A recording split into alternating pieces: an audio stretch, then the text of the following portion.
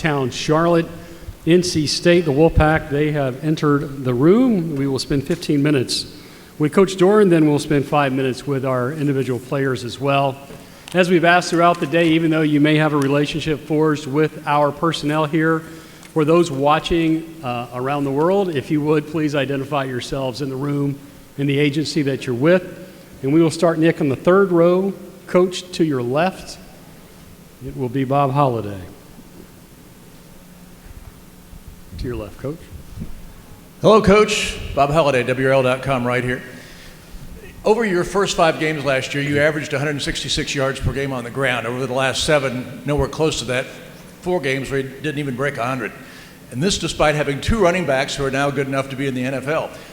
Was it because of injuries, say, to the offensive line, or was it actually by design? Yeah, I don't know exactly if I can give you that. I think it's more about winning. And at that time, Devin was throwing the ball pretty good, and Emeka and some of the guys making plays. Our offense is built to take what we get, but there is a mentality about rushing the football. I do think the loss of Chandler Zavala, which happened in conjunction with what you're talking about, was a bigger loss than probably people thought at the time. He's a very good run blocker for us, and having him and Icky next to each other presented a pretty big challenge to the defenses we were playing. But definitely an area we want to improve upon, and I know it's something that room takes a lot of pride in. Coach, to your right, center of the aisle. Hey, Dave. Mike Barber, Richmond Times-Dispatch. I'm curious for a coach to have a returning quarterback, to have a player with that level of experience. How does that maybe dictate the pace of how quickly you can install and do things in camp, and overall just how big an advantage is it to have experience at that position? Yeah, I think, if you look at the Atlantic Division, all 7 teams have their quarterback returning, and so all of us have the same blessing right now. It's different, when you know who that guy is and you like what that guy brings to the table, and he's a good leader, and he can not just go out and execute your offense, but in Devin's case, he's doing different things than he was doing last year and the year before. He's studying defenses. He's not worried about what our plays are or how he runs our plays as much as he is what he can do to help teach those plays to other players and how he can get the guys around him to perform. So he's in a different place, which makes what's going on our team different. If you don't know who your quarterback is, it's a lot different dynamic for the entire roster, even the defensive guys, because the leadership that comes from his position is paramount. Coach, to your left, right in front of you. Coach Dan Tortora, wakeupcalldt.com, right here.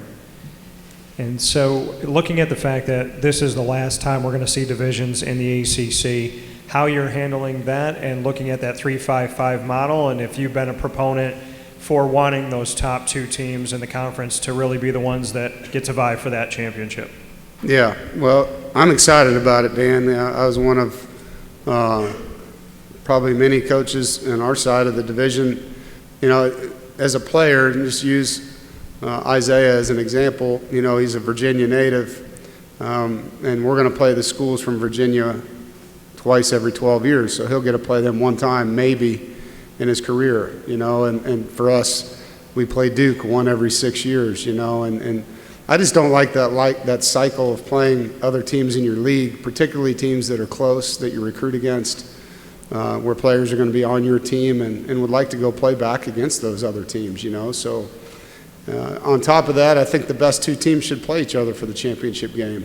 I think that's how it ought to end up, and it ought to be settled on the grass. Even if it's a rematch, it ought to be settled on the grass, and so I like the dynamics of that. I'm excited about it and excited to get to play the other teams more often. I just think that's good for the television, it's good for the fans, and it's really good for the players. Coach, right up the center aisle to your left. Sir, please stand. Thank you. Jonas Pope, News and Observer.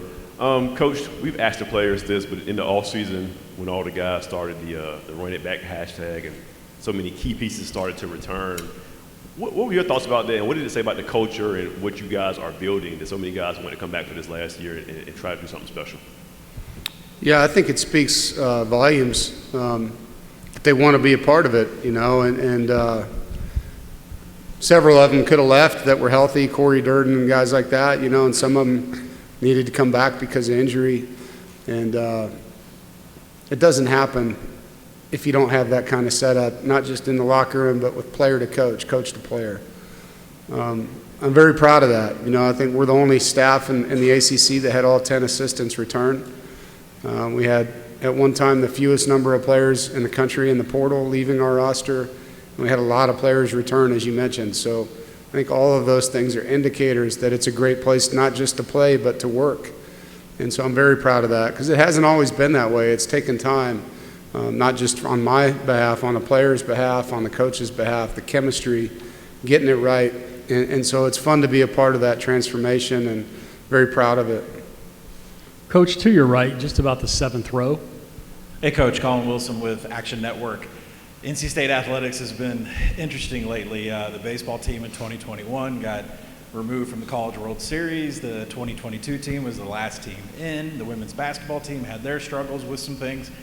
And last year, the football team, day before the bowl game, got the rug pulled out from under them playing in a wonderful bowl out west.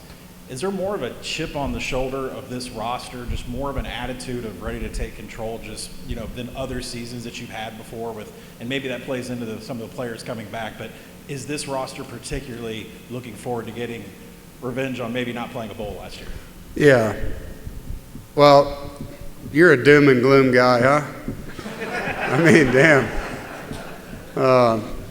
That was day of the bowl game, by the way, not day before. I wish it was day before. We might have found a team to play us. But, yeah, we've had some tough things happen, and I think, adversity creates opportunities, and nobody likes, feeling like you got the raw deal, which several of our teams have probably felt that way. It's going to come full circle, and we're going to be smiling at the end of it, and I believe that wholeheartedly. It's about how you act and how you respond and who you're with. And I'm with 3 incredible people today, but I get to go to work with a great staff and a great locker room. And that's going to come full circle. It will. I believe that. And this is going to be a great time for that to happen. I know our fan base feels the same way that you talk, that there's been some bad things for whatever reason, and would love to set the record straight that we want to get that right, and see the right things happen. And I believe, when you do the right things over and over and over, eventually it comes back to you, and that's what we're going to try to do. Coach, to your left at the aisle, gentleman standing 4th row. Hey, Coach. John Dales, WAER. What gets this team over the hump to win an ACC championship? It's another play, I think anytime we lost 2 games last year that kept us out of that game to win it, and it's one more play that you have to make. That's it, and whether it's a defensive play, an offensive play, or a special teams play, we lost 2 one-possession games, and had we won either one of those, in the Wake Forest game, we recover an onside kick right on the 10-yard mark, and replay says we didn't get it. We make that play, then we probably go score and win that game. Miami game, there were several plays that prevented us from winning, and if any of those plays changed, we win that game. So it's really no different than how we beat Clemson. Devin threw a pass to Devin Carter in the corner of the end zone, and we made a play. And that's how we won that game. UNC game, Emeka makes a play from Devin. Chris makes an onside kick recovery, Chris Dunn. Emeka makes another play. And that's how you win football games. There's a lot of mistakes that happen on both sides. At the end, it's going to come down to one player making sometimes a routine play that changes the outcome of the game. And so for us, it's just doing that repetitively. You have to do it, in every game you play in the conference. To your left, 2nd row. Hey, Coach. Steve Reed from the Associated Press. What do you think about the depth of talent at the quarterback position in this division? Yeah. Can you also speak to your own quarterback and what your expectations are Yeah. at Devin? Yeah, I've never seen it. As a head coach in this league, where all 7 teams in the Atlantic had all their quarterbacks starting, returning. So it's unique. I think you're going to see a slugfest. I mean, we know, you ask our players, when you play ACC football, every week you got to show up. It's a very well-coached league. It's a tough league. The kids play hard. And every time you go out there, you got to earn the victory. And if you're playing a team whose quarterback's not savvy, doesn't have experience, and yours is, you have a great advantage. And so we don't have that in any game as far as playing against a non-starter. And as far as our guy goes, I think his stats speak for themselves as a player.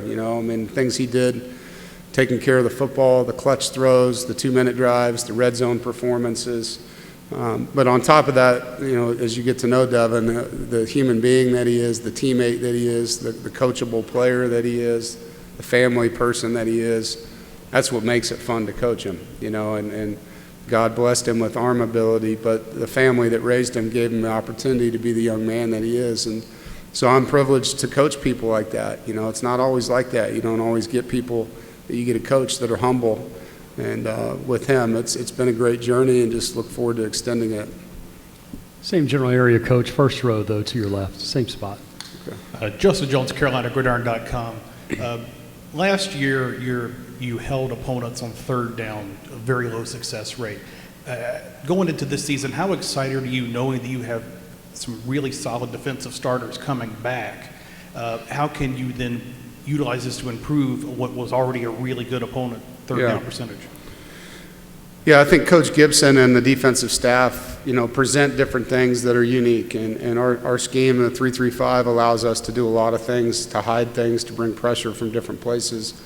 And it's simple. It doesn't seem simple to the teams we're playing, but to the kids, they can play really fast in that scheme. How do we get better? To me, it's about creating more fumbles on defense. If we can continue to do what we've been doing, stopping people on third down, intercepting the football with takeaways, when you get more sacks, you usually get more fumbles, and I think just creating more short fields for our offense, and that's the one area, if you look at us statistically, would be getting the ball back through the fumble category more, and that to me happens when you sack the quarterback more. I think that's where the ball gets fumbled most probably. So we're going to work hard, in this training camp coming up, and every single facet of what we do. But I know if you ask Isaiah and all the guys, it's always about getting better. It's always about raising the bar on our program. Left side, fourth row. Right here, Coach. John Eads with Orange Fizz. You got all-conference defenders up and down every level, especially in the second level. Got 2 all-conference linebackers right here. Is this the best defense you've had in your time in Raleigh? Well, it could be. I mean, last year's was, statistically, and now these guys and all of us have a goal of being better. Like I just said, it's always about raising the bar. So last year's defense statistically did a lot of things that we haven't done, and so now it's about improving upon those statistics. Last year's stats don't win this year's games, so we need to go do it and go out there, and I think these guys understand that it's not easy, I mean, every time you go out there, you're going to have to prove it, and you have a circle on you on the calendar now, you're in a little different position. So with the notoriety and the stats comes people's best efforts, right? And so that's what we're up against right now. Coach, your final question, back to Bob Holliday on your left. Coach, you lost Peyton Wilson early with an injury, still had one of the 2 best defenses in the league. How is Peyton? What impact do you expect him to have? And with so many players returning, I think you had like 10 out of 11. How high is the ceiling for this team defensively? It's interesting because last year there was one towards the end, it might have been the bowl game, but we had 8 starters out going into the bowl. I think we played UNC with 7 starters out on defense. And so that says a lot about the guys that stepped in, like what Levi did, playing for us last year, the way Josh Pierre-Louis stepped up at nickel, Devin Boykin comes in at safety. It was like each week a new guy came in and just elevated play.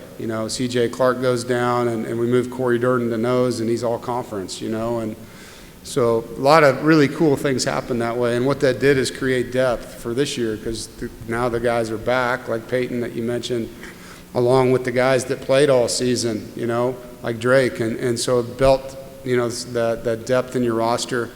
And so now we can rotate, or if you have a guy out, you feel better about what's coming in the game. Peyton's 100%. He feels great. He's excited. I'm happy for him. I thought last year would be the last time I coached him, and so I think he'll tell you that it wasn't fun going through what he did, but he's in as good a place as he's been mentally right now. So I'm very excited for what he can bring to the field for us this year. Coach, thank you. You can switch spots with Devin. Folks, we'll have about 5 minutes with Devin, and hands go up immediately, so we will slide up the aisle. Devin, to your right. Mike, if you would, please identify yourself. Hey, Devin, Mike Barber, Richmond Times-Dispatch. You heard me ask Coach just about the having experience at your position, what changes for you? How much more do you understand about what you guys are doing and maybe what opponents are doing at this point in your career? Yeah, I think just first it starts with advancing our offensive system. You know, now this being my third year in the system, you know, I got to take that next step of, you know, getting us out of bad plays to bad looks. And I think that all starts with, you know, focusing more of defensive ID, kind of bringing along younger guys too. You know, I have a really good grasp of the system, and guys that we need to step up, kind of teaching them and making sure that they understand what they need to do. And just in general, having the whole offense understand from my perspective, just being in the system for a good amount of time and just keep collaborating with Coach Beck. Front row, right in front of you, Devin, to your left. Dan Tortora, wakeupcalldt.com. Your left tackle obviously moved on to the NFL. Just what you can say about what he brought to the line and who you see stepping up there to fill in those shoes as you get set for the season. Yeah, Icky is a tremendous talent. I mean, there's a reason why he went 6 overall. I mean, he's an awesome player, but even an even better person. And I think that really translated to our offensive line because, I mean, those dudes do everything together. I mean, they work out together, train together, eat together, hang out together off the field. And I think, you know, we have a bunch of dudes that are trying to compete to get that starting spot that Icky was in. But I know with the other 4 offensive linemen that we have coming back that they hold that room to a high standard. So whoever is filling into that role, they understand that the other 4 offensive linemen will be counting on them just as they did on Icky. Devin, up the aisle to your left, right at the edge. Jonas Pope, N&O. Devin, Coach has talked about raising the bar. It'll be a lot of eyes on the program this year. If you guys live up to the expectations and take care of business, what would that do long term for the brand and the recognition of the NC State football program? Yeah, I think it would do a lot for the NC State program. You know, each and every year we do have high expectations.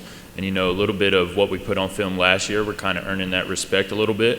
But, you know, for us, we know at the end of the day, nothing is accomplished until what we do on Saturdays. And, you know, that's all that's going to matter is how we perform on Saturday.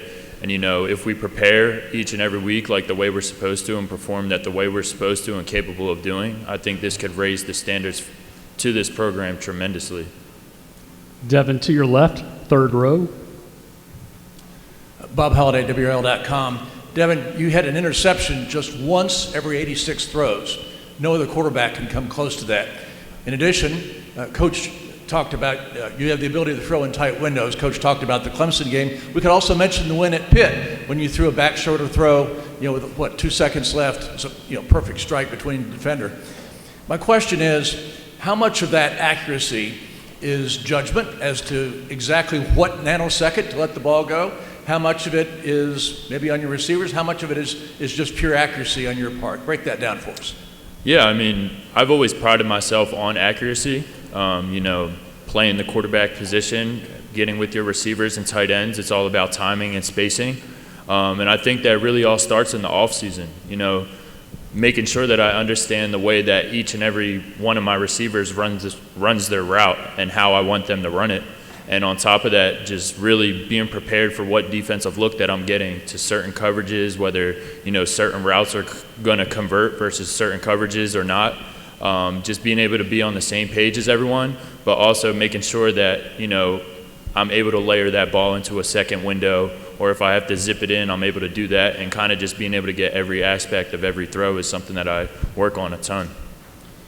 Devin, your last question from the podium. I'm curious for the room to learn this. You're predominantly left-handed, but you learned to throw with your right. Yes, sir. How is it in your childhood that you learned to throw with your right? Yeah, so growing up, I mean, just from an early age, I did everything left-handed. I still write left-handed to this day. My dad is actually a completely left-handed person as well. He was a pitcher in college, and, you know, growing up, he thought I was going to be a left-handed pitcher, and I think I was like 5 years old. I was throwing left-handed my whole life until then. One day I picked up my older brother's glove and tried out righty, and turned out I could throw a little bit better with my right arm, so I just stuck with it. Thank you for taking us through that. You can switch places with Isaiah. Thank you. 5 minutes with our linebacker, graduate student Isaiah Moore, who would like the first question. We're going to go to the aisle, right in the center, get back to a gentleman we've already seen here this afternoon. To your left, Isaiah. Isaiah, I wanted to ask you the same question I asked Devin. if you guys have a successful year and accomplish all your goals, what would that do for the brand and the image of NC State football moving forward nationally? Yeah, I think when we all came to NC State, we wanted to put NC State in a place where it's never been before. And while that's still in progress, it hasn't been done yet. So, for the brand of NC State, I think it would, do wonders for it. And we're always trying to get better as a group, and that doesn't stop with our brand as well. Isaiah, right in front of you to your left, first row. Dan Tortora, wakeupcalldt.com. Isaiah, I know that you have obviously, when it comes to NIL, gotten involved, right? And you have your clothing line and whatnot. Just what you can say about what your experience has been like with name, image, and likeness, and what it meant to you that Drake rocked one of your shirts to show support for you. Yeah, I think NIL is it's something that's continuing to grow, across our country and then in the sport. I think it provides student athletes with a great platform to not only build just monetary value right now, but have some longevity as well with an increasing platform of social media and things of that nature. As far as Drake rocking my shirt, and that meant the world to me, considering what happened to me the week before, and the way he played in my absence that following game. It meant the world to me. Devin, we're going to get Isaiah. I'm sorry, we're going to get the microphone right side, about the 7th row, sir. If you'll please stand. Oh, sorry. Thank you. Hey, Isaiah, David Thompson, USA Today Network. You missed part of the season because of an injury. How did losing football for a little while kind of reignite that passion? Yeah, definitely. It humbled me tremendously. I put a lot into last season, and I put a lot of hopes and dreams into last season, and to have that taken away from me was definitely tragic. It was humble, and it was emotional. Really, to just be frank. But it definitely reignited a passion about how much I love the game and how much I really, really want this to be my life career, and it's just continued to spark, and I plan to use that as my fuel this season. Isaiah, stay on the right on the aisle there. Hey, Isaiah, Miles Williams with the three-point conversion. You were just harking on your injury, but are there certain things that you took notice to off the field that you learned about, on the field, certain things that you can't sort of grasp on the field? Yeah, I think anytime you go from being on the field a lot to being on the sideline, I think you look at the game differently. You look at different things differently. I think one of the things I did tremendously was I took a look back at our entire scheme and how we attack people and how people attack us, and I try to just gain a better understanding of that and try to pass that on to my teammates throughout the year. And I want to continue to pass that on to my teammates as we come into this next year. Stay on the right-hand side. Hey, Isaiah, Colin Wilson with the Action Network. Last year, 342 total snaps, only 2 missed tackles. What can you attribute to being such a great tackler? I just try to be as consistent as possible. We always preach about coming in and being the same guy every day, and I just try to be the best me that I can be every day. As far as not missing tackles, I just try my best to remain focused at the point of attack. Not shoot until I can smell his breath is what we say as far as our tackling technique, and just try to be strong at the point of attack and bring him down. It doesn't have to be pretty all the time, but as long as he's on the ground, that's all we need. Isaiah, your last question, left side, very back. Hey, Isaiah, Trayvon Miles from ABC 11 in Raleigh. I want to get back to the topic of NIL. The players have been adamant about wanting to see it open up. Some of the administrators in schools have said they want to kind of see some regulations on it. I know you can't speak for all players, but I was wondering what you thought about that and what you think when you see some other players in some other conferences making a ton of money versus others that really don't do so well. Yeah, they say comparison is the thief of joy.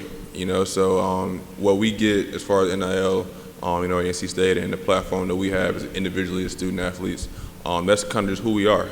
We can't, cause we sit around and compare that to other schools or what other players are doing, and we're taking away from all the things that we've accomplished and all the things that we put forth to make our platform the way they are. Like I said, NIL provides us with a great opportunity to continue to grow that platform, but it's up to us to really take action and do so. Isaiah, thank you. You can switch places with Drake. We'll spend our last 5 minutes with Drake Thomas, linebacker junior out of Raleigh, and we will start Drake to your right, just up the aisle at the edge. Hey, Drake, Mike Barber from the Richmond Times-Dispatch. I'm curious, when Isaiah went out last year, what kind of an influence, impact did he have on you? Was he able to help you, give you any advice, both on the field for the position and then some of the leadership stuff as well? Yeah, he definitely prepared me for the moment. You know, just putting on display what a good leader and a good, someone in that position, how they're supposed to go about their everyday business. Definitely prepared me to step up into that role, and I can't thank him enough for everything that he helped me with through that process. Drake, first row, right in front of you on the left. Drake, Dan Tortora, wakeupcalldt.com. The versatility that you have now going into this season, having to fill in for Isaiah, and then being, having that experience in the middle as well as on the outside, just what you could say, how it's improved your game and what you bring to the table now in that linebacker unit. Yeah, so I've seen, I've played on the field from all three linebacker positions now, Mike, Will, and Sam. Going into the Louisville week when I had to fill in at Mike, I hadn't played Mike in 2 years, maybe since my freshman year of spring, something like that. So it was a little bit new, but every single thing that I've had to do, whether it was switch positions and adjust or whatever, it's made me that much better of a player and a person, just having to adapt and continue to push forward and, do whatever I can do to get, the defense going and, play the best of our ability. Drake, left side still, about the fifth row. Kenton Gibbs, Locked On Wolfpack. So when you have guys like Isaiah Moore and Peyton Wilson and yourself in the linebacking core, does it embolden you to be more competitive or to push to another level in moments where they aren't there? And like you said, you showed up in Louisville and made excellent plays to keep a quarterback like Malik Cunningham under wraps. Like, how does playing with guys like that impact your play?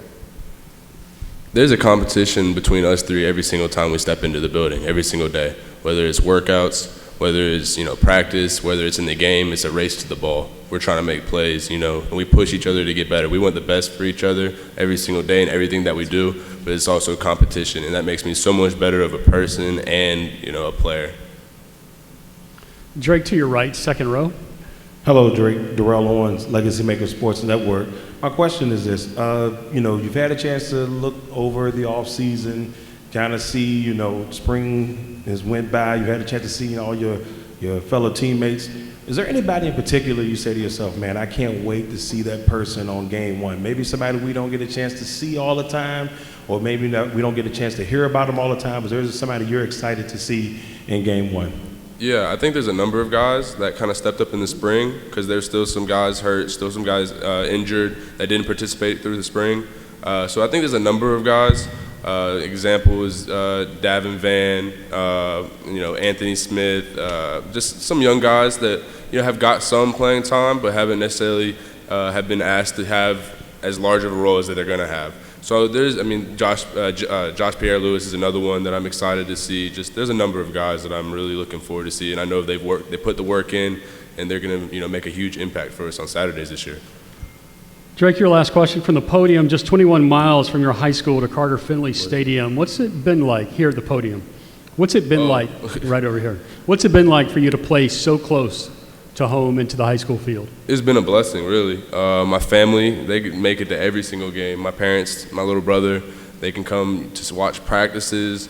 They can come help me move my apartment. It's been a blessing, and not just my parents though. Growing up in the area, just having people who have supported me along my whole journey, being able to still be a part of my journey and still support me, and still be in the area, be able to come watch my games. I'm very thankful for that, and it's definitely not taken lightly or for granted. Drake, thank you. NC State, good luck this year. You are excused, and good luck the rest of the day as well. Folks, Boston College is due in the room at 1:45. Thank you.